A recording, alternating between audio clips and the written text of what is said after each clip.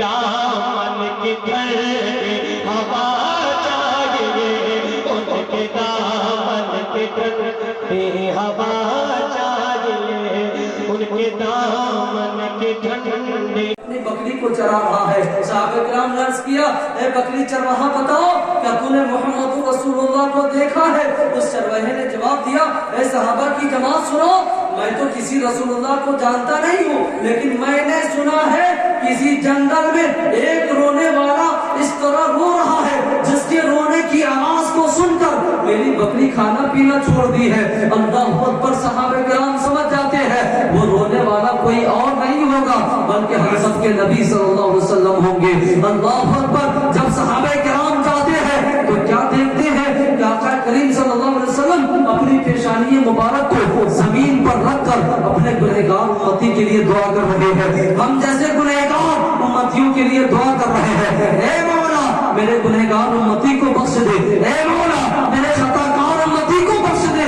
اللہ اکبر، صحابہ کرام فرماتے ہیں یا رسول اللہ آپ مدینہ تشریف لے کر چلے، مدینے کی گلیاں سونی پڑ گئی ہے۔ یا رسول اللہ صحابہ کرام پریشان ہے، یا رسول اللہ حسن و حسین آپ کے دیکھے بغیر پریشان ہے، یا رسول اللہ اور بیٹی فاطمہ پریشان ہے، یا رسول اللہ مدینے کے جانور کھانا پینا چھوڑ دیے ہیں، یا رسول اللہ آپ مدینہ تشریف لے کر چلے۔ اللہ اکبر، رسول اللہ صلی اللہ علیہ وسلم ابھی اپنی پیشانی کو سجدے سے نہیں اٹھا رہے ہیں۔ اتفاق سے صحابہ کرام سوچتے کیا ہے کہ چلو حضرت فاطمہ کو بلاتے ہیں، اس لیے کہ حضور سب سے زیادہ بیٹی فاطمہ سے محبت کیا کرتے تھے۔ اللہ اکبر، جب صحابہ کرام حضرت فاطمہ الزہرا رضی اللہ تعالی عنہ کی بارگاہ میں جاتے ہیں، جانے کے بعد فرماتے ہیں اے بیٹی فاطمہ رضی اللہ تعالی عنہ، حضور صلی اللہ علیہ وسلم کا پتہ چل گیا ہے، آپ چلیے، آپ جب جائیں گے تو ہو سکتا ہے کہ آپ کی محبت میں، آپ کی محبت میں، آپ کی الفت میں رسول اللہ صلی اللہ علیہ وسلم اپنی پیشانی کو سجدے سے اٹھا لیں گے۔ حضرت فاطمہ جاتی ہے، جانے کے بعد عرض کرتی ہے ابو جان اب تو پیشانی سے سجدے کو، اب تو سجدے سے پیشانی کو اٹھا لیجئے۔ حضور صلی اللہ علیہ وسلم اٹھا نہیں رہے بلکہ گنہگار امتیوں کے لیے دعا کر رہے ہیں۔ بیٹی فاطمہ عرض کرتی ہے اے ابو جان اگر پیشانی کو سجدے سے نہیں اٹھائیں گے تو میں قیامت آنے سے پہلے دوسری قیامت بنا لوں گی۔ اللہ اکبر، رسول اللہ صلی اللہ علیہ وسلم فرماتے ہیں اے بیٹی فاطمہ اگر تو نہ آتی تو میں اس وقت تک اپنے پیشانی کو نہ اٹھاتا جب تک کہ اللہ تعالیٰ میرے تمام گنہگار امتیوں کو نہ بخش دیتا۔ اتنے میں جبریل امین حاضر ہے، عرض کرتے ہیں یا رسول اللہ اللہ نے آپ کی دعا کو قبول کی ہے اور اللہ تعالیٰ آپ کے سارے خطا کار گنہگار امتیوں کی خطاؤں کو معاف کر دیا ہے اور سب کو جنت میں داخل کیا ہے۔ اللہ کے رسول فرماتے ہیں کہ میں اس وقت تک پیشانی کو سجدے سے نہ اٹھاؤں گا جب تک کہ اللہ میرے سارے خطا کار امتیوں کو نہ بخش دے۔ تو پتا چلا کہ آج ہم اس رسول کی امت ہے، اگر ہم گنہگار ہیں تو رسول اللہ صلی اللہ علیہ وسلم کی دامن رحمت سے وابستہ ہے، رسول اللہ کی غلامی رسول میں ہم زندگی گزار رہے ہیں۔ تو مسلمانوں یاد رکھو کہ جب رسول اللہ صلی اللہ علیہ وسلم ہم گنہگار امتیوں کے لیے اس قدر رو رہے ہیں تو ہم رسول اللہ کے لیے کتنا رو رہے ہیں، ہم رسول اللہ کے لیے کتنا کام کر رہے ہیں۔ اے مسلمانوں زندگی سلامت رکھی ہے تو تم اللہ اس کے رسول کی رضا کے لیے، رسول اللہ صلی اللہ علیہ وسلم کی خوشنودی کے لیے تم نماز پڑھو، غریبوں کی مدد کرو، جہاں تک ہو سکے غریبوں کی مدد کرو۔ اے مسلمانوں نبی کریم صلی اللہ علیہ وسلم سے سچی پکی محبت کرو تاکہ اللہ تبارک و تعالی محبوب کی آمد کی برکت سے تمہارے تمام خطاؤں کو معاف فرما دینے والا ہے۔ حضرات گرامی ایک مرتبہ درود پاک پڑھ لیجیے، اللہم صلی علی سیدنا و شفیعنا مولانا محمد معدن الجود والکرم وبارک وسلم صلی علیہ الصلاۃ والسلام علیک یا رسول اللہ صلی اللہ تعالی علیہ وسلم۔ حضرات گرامی آج ہمارا حال کیا ہے کہ آج ہم اللہ ہمارے دلوں سے اللہ کی خشیت نکل رہی ہے، آج ہمارے دلوں سے اللہ کا خوف نکل گیا ہے۔ اے مسلمانوں نبی کریم صلی اللہ علیہ وسلم پر کثرت سے درود پاک پڑھو، اس کی بے شمار فضیلتیں آئی ہیں۔ اللہ کے رسول فرماتے ہیں کہ جو بندہ مجھ پر ایک مرتبہ درود پڑھتا ہے اللہ تعالیٰ اس پر 10 رحمتیں نازل فرماتا ہے۔ اللہ اکبر، کیا پتہ چلا اگر کوئی بندہ حضور صلی اللہ علیہ وسلم پر ایک مرتبہ درود پڑھتا ہے تو اللہ تعالیٰ ایک نیکیاں عطا فرماتا ہے۔ اللہ اکبر مسلمانوں، رسول اللہ صلی اللہ علیہ وسلم کی ذات ہمارے لیے نمونہ عمل ہے۔ اے مسلمانوں، درود پاک کثرت سے پڑھیں۔ یاد رکھیں کہ زندگی میں ایک بار درود پاک پڑھنا فرض ہے۔ میں آپ بتاؤں، جس بندے نے اگر ایک مرتبہ حضور صلی اللہ علیہ وسلم پر درود پاک پڑھا ہے تو اللہ تبارک و تعالی اس درود پاک کی برکت سے اس کی ساری خطاؤں کو معاف فرما دے گا۔ حضرات گرامی، علامہ جلال الدین سیوطی رحمۃ اللہ علیہ اپنی کتاب در المنصور میں نقل فرمائیے کہ گنہگار بندہ تھا۔ حضرت آدم علیہ السلام عرش الہی کے نیچے کھڑے ہوں گے، فرشتے کسی انسان کو پکڑ کر جہنم کی طرف لے جائیں گے، کسی کو جنت کی طرف لے جائیں گے۔ اللہ اکبر۔ حضرت آدم علیہ السلام سب کو دیکھ رہے ہوں گے کہ کون جنت میں جا رہا ہے، کون جہنم میں جا رہا ہے۔ اتفاق سے حضرت آدم کی نظر ایک ایسے انسان پر پڑتی ہے جو ہم تمام نبیوں کے امام، رسولوں کے امام حضور صلی اللہ علیہ وسلم کی امتی ہوتا ہے۔ حضرت آدم علیہ السلام کیا دیکھتے ہیں کہ فرشتے کسی کو پکڑ کر جہنم میں لے جانا ہے، کسی کو پکڑ کر جنت میں لے جانا ہے، اور اتفاق سے ایک رسول اللہ صلی اللہ علیہ وسلم کی امت کو جہنم کی طرف لے جانا ہے۔ حضرت آدم علیہ السلام وہیں سے اپنے دستے مبارک کو اپنے داڑھی مبارک پر رکھتے ہیں اور آسمان کی طرف نظر اٹھاتے ہیں اور عرض کرتے ہیں، اے محمد، اے محمد۔ جواب آتا ہے، اے ابو البشر، اے ابو البشر، میں حاضر ہوں۔ حضرت آدم علیہ السلام عرض کرتے ہیں، محمد دیکھو، فرشتے تیرے امت کو پکڑ کر جہنم کی طرف لے جا رہا ہے۔ اللہ اکبر۔ حضور صلی اللہ علیہ وسلم دوڑے دوڑے جیسے ہی اس فرشتے کے پاس پہنچیں گے، فرشتے سے کہیں گے، اے فرشتے ٹھہرو، تمہیں معلوم نہیں ہے یہ میرا گنہگار امتی ہے، تم اسے جہنم میں لے جا رہے ہو، ٹھہرو۔ اس وقت فرشتے جواب دیں گے، یا رسول اللہ، میں تو اللہ کا قاصد ہوں، میں تو اللہ کا بھیجا ہوا آیا ہوں، میں تو اللہ کے حکم کے تابع ہوں، اللہ کا حکم ہوا ہے میں اسے جہنم میں لے کر جاؤں گا۔ اللہ اکبر۔ ہم سب کے آقا صلی اللہ علیہ وسلم اسی وقت اپنے دونوں ہاتھ کو آسمان کی طرف اٹھاتے ہیں اور مولا کی بات کا عرض کرتے ہیں، اے مولا، کیا تو نے مجھ سے وعدہ نہیں فرمایا تھا کہ میں تجھے امتیوں میں رسوا نہیں کروں گا؟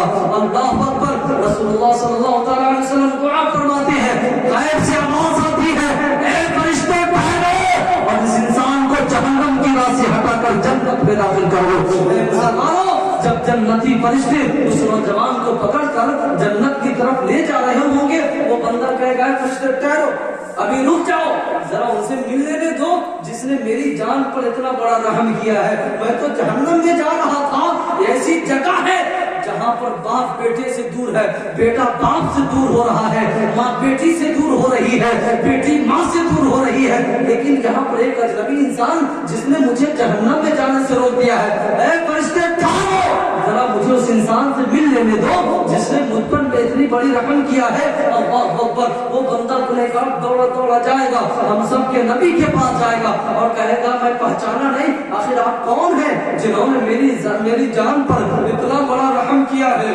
اللہ اکبر۔ حضور صلی اللہ علیہ وسلم فرماتے ہیں کہ سنو، کہ تو میرا گنہگار امتی ہے، میں تیرا نبی ہوں، تو میرا گنہگار امتی ہے، میں تیرا نبی ہوں۔ وہ کہتا ہے، مولا یا رسول اللہ، میرے پاس تو کوئی نیک عمل نہیں تھے، تو آخر کس چیز نے مجھے جہنم میں جانے سے بچا لیا؟ رسول اللہ صلی اللہ علیہ وسلم فرماتے ہیں، سنو، میرے پاس تمہاری ایک امانت محفوظ تھی۔ وہ ایک امانت کیا ہے؟ سنو، زندگی میں تو نے مجھ پر ایک مرتبہ درود پاک پڑھا تھا۔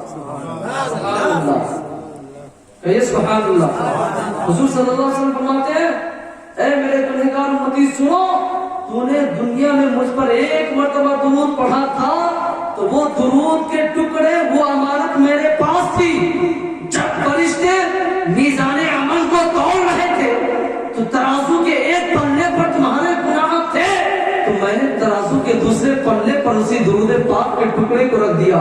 تو اللہ تبارک و تعالی اس درود پاک کی برکت سے تمہاری خطاؤں کو معاف کیا ہے، تجھے جنت میں داخل کیا ہے۔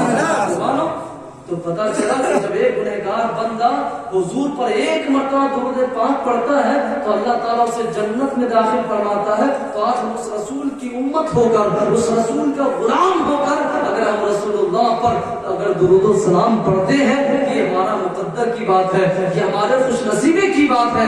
اے مسلمانوں, گھبرانے کی بات نہیں ہے. رسول اللہ صلی اللہ علیہ وسلم سے سچی محبت کرو, ان کی آمد پر خوشی مناؤ, جلوس بناؤ, ان کی آمد پر گھروں کو چراغا کرو, گھروں کو سجاؤ, اس لیے کہ میرے سرکار تشریف لاتے ہیں. اس لیے تو کسی شاعر نے کیا خوب کہا ہے, سنا ہے آپ ہر عاشق کے گھر تشریف لاتے ہیں.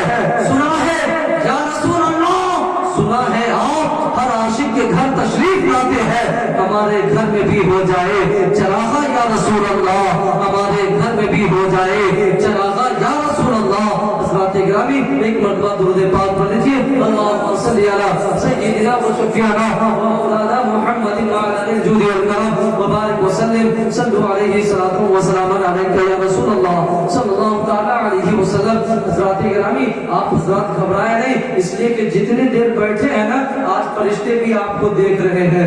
آج رسول اللہ صلی اللہ علیہ وسلم کی دامن رحمت بھی تجھے دیکھ رہی ہے. آج تمہیں فرشتے بھی دیکھ کر خوشی منا رہے ہوں گے. آج کی تاریخ میں رسول اللہ صلی اللہ علیہ وسلم کی امت رسول اللہ صلی اللہ علیہ وسلم کی یاد میں محفل میلاد منا رہے ہیں. اے مسلمانوں, زندگی بھر سونا ہے, زندگی بھر کھانا ہے, لیکن اگر اللہ نے یہ توفیق دی ہے تو تھوڑی دیر اللہ اس کے رسول کے ذکر کی محفل میں آ جائے. اس لیے کہ جب بندہ ذکر رسول میں بیٹھتا ہے تو وہ ذکر رسول سے کبھی خالی ہاتھ نہیں جاتا, بلکہ اپنے دامن میں رسول اللہ صلی اللہ علیہ وسلم کی رحمت و انعام لے کر جاتا ہے. مسلمانوں, رسول اللہ صلی اللہ علیہ وسلم سے سچی محبت کرو, اس لیے کہ جو بندہ رسول اللہ صلی اللہ علیہ وسلم سے محبت کرتا ہے, اللہ تعالیٰ ماشاءاللہ جو بندہ رسول اللہ صلی اللہ علیہ وسلم سے دوستی کرتا ہے, اللہ تعالیٰ اس بندے سے دوستی کرتا ہے, اور جس بندے سے اللہ دوستی فرماتا ہے, اللہ تعالیٰ اس بندے کو جنت میں داخل فرماتا ہے. تو مسلمانوں, نبی کریم صلی اللہ علیہ وسلم سے سچی محبت کرو, اپنی غلامی کا ثبوت پیش کرو. صرف میلاد منا لینے سے, جلوس نکال لینے سے رسول اللہ صلی اللہ علیہ وسلم راضی نہیں ہو جائیں گے. اے مسلمانوں, ہمارا کردار بھی ویسا ہونا چاہیے, ہمارا عمل بھی ویسا ہونا چاہیے. ہم اپنی زندگی کے اسباب کو بھی دیکھیں کہ ہم جس طرح زندگی گزار رہے ہیں, کیا اس طرح کی زندگی سے میرا رب راضی ہے یا نہیں ہے, میرا رب راضی ہے یا نہیں ہے. اے مسلمانوں, جس بندے کے اندر میں اس طرح کا خوف بیٹھ جاتا ہے, یاد رکھے وہ بندہ تمام گناہوں سے محفوظ ہوتا ہوا نظر آتا ہے. مسلمانوں, نبی کریم صلی اللہ علیہ وسلم کی آمد کی خوشی میں آپ لوگوں نے محفل میلاد کا انعقاد کیا ہے, تو آئیے اسی رسول کی بارگاہ میں ایک مرتبہ اور جھوم جھوم کر درود پاک کے نذرانے عقیدت پیش کریں. اللهم صل على سيدنا وشفيعنا ومولانا محمد وعلى الجود والكرم وبارك وسلم. صلوا عليه صلاة وسلاما عليك يا رسول الله صلی اللہ تعالی علیہ وسلم. حضرات گرامی, تو میں عرض کر رہا تھا کہ رسول اللہ صلی اللہ علیہ وسلم کا کردار کو دیکھیں, ان کی زندگی کو دیکھیں, ان کے بچپنے کو دیکھیں, ان کی جوانی کو دیکھیں اور ان کے بڑھاپے کو دیکھیں. یاد رکھو مسلمانوں, نبی کریم صلی اللہ علیہ وسلم کی پوری زندگی ہم تمام غلاموں کے لیے نمونہ عمل ہے.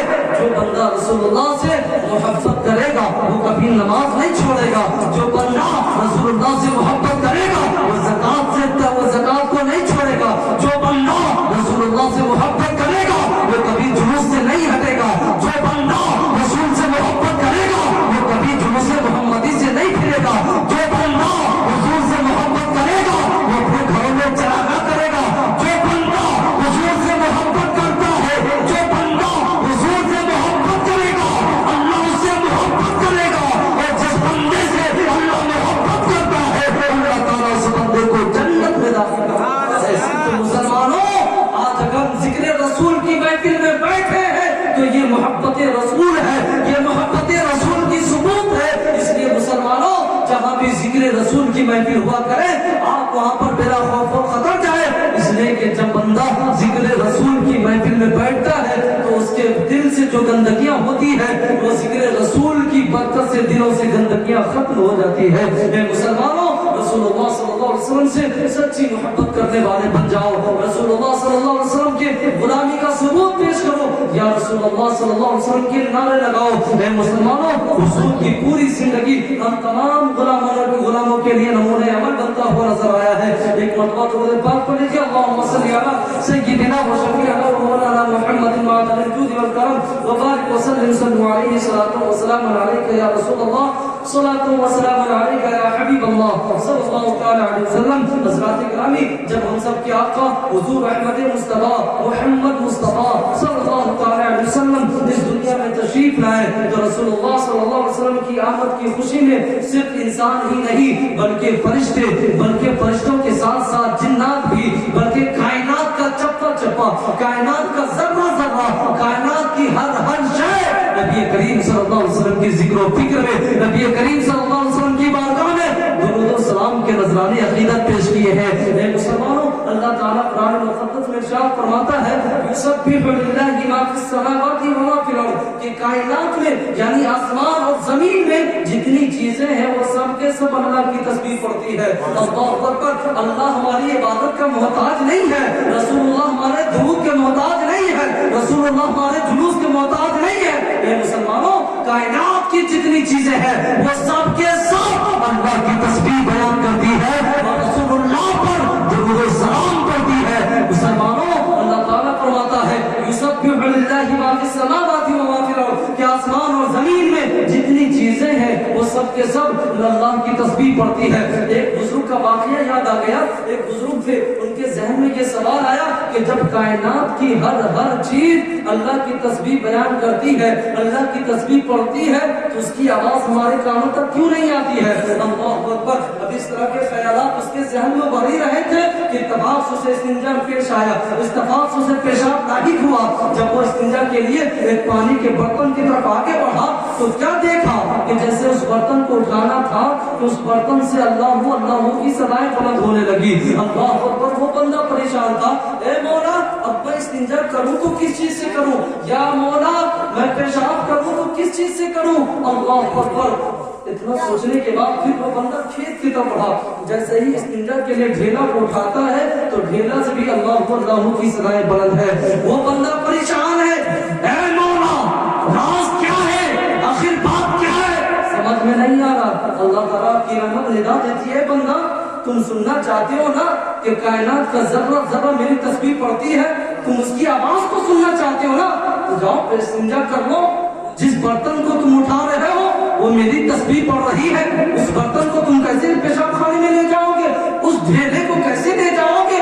अल्लाह अकबर। अल्लाह की रहमत निदा देती है, ए बंदा घबराने की बात नहीं है, कायनात की हर चीज मुझ पर तस्बीह पढ़ती है। अगर उसकी आवाज तुम सुनने लगो तो तुम खाना भी बंद कर दोगे, सोना भी बंद कर दोगे, तुम नमाज पढ़ना भी बंद कर दोगे, तुम जिस जमीन पर चल रहे हो उस जमीन पर चलना बंद कर दोगे, इसलिए कि जिस जमीन पर तुम चलोगे वो जमीन अल्लाह की सदाएं बुलंद करेगी। जिस बिस्तर पर तुम सोओगे अल्लाह की तस्बीह पढ़ेगी, जिस बर्तन में तुम खाओगे अल्लाह की तस्बीह पढ़ेगी। तो मुसलमानों, पता चला कि अल्लाह हमारी इबादत का मोहताज नहीं है, रसूलुल्लाह हमारे दुरूद के मोहताज नहीं है। ए मुसलमानों, अगर हम अल्लाह की तस्बीह पढ़ते हैं तो ये अल्लाह का हक है, अगर रसूलुल्लाह पर दुरूद पढ़ते हैं तो ये मोहब्बत रसूल है। और जो बंदा मोहब्बत रसूल में जिंदगी गुजारता है अल्लाह ताला उसकी जिंदगी में खुशहाली अता फरमाता है। आज हम अगर महफिल मिलाद मना रहे हैं तो ये रसूलुल्लाह सल्लल्लाहु अलैहि वसल्लम की गुलामी का सबूत पेश कर रहे हैं। इससे हम अपने आप को गुलामी रसूल का इज़हार कर रहे हैं। जब रसूलुल्लाह सल्लल्लाहु अलैहि वसल्लम इस दुनिया में लाए तशरीफ तो याद रखें